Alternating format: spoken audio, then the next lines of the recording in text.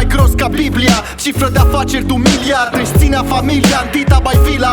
Pe un soclu de înaltă moralitate, gen consumul de droguri, ci că doar peste cadavrul lui. Dar ghici chiar peste cadavru cui. Îmi rulez eu acum relaxat un cui. Când mi l-au adus mi-au povestit că s-a necat cu o mare bucată de ciolan beat la un restaurant. M-au rugat să-l fac să pară de treabă la mormântare, că am pozat în calendare și dă pe afișe electorale. Figura mea a ieșit în nota 10. Eu cred că l-ați votat la alegeri. Dacă nu s-ar fi aflat deja că-i rece. Nu-i nicio lege, pentru a lui fac tot ce vor. Și în timp ce-i drenez grăsimea din gușa lui de porc, la televizor spun că fiul fostului baron tocmai a lovit un om cu jeep-ul pe o trecere de pieton.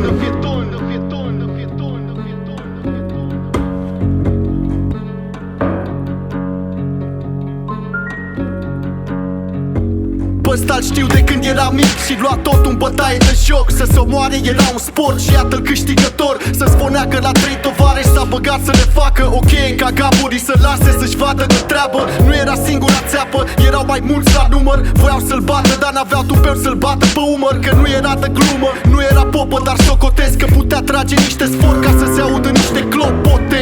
Ochii tot timpul tulburi, seară de seară în cluburi, sorbind dintr-un whisky sec dublu cu 3 cuburi. Nu știu ce gestii s-a părut o insultă, dar transformat ringul de dans într-un ring de luptă. Și unul care avea ciudă a profitat, lovindu-l în repetate rânduri cu dita mai sticla în cap. Poate-s fraier și n-am coaile cât le avea el, dar bag un șmecher cu o fractură craniană într-un sertar.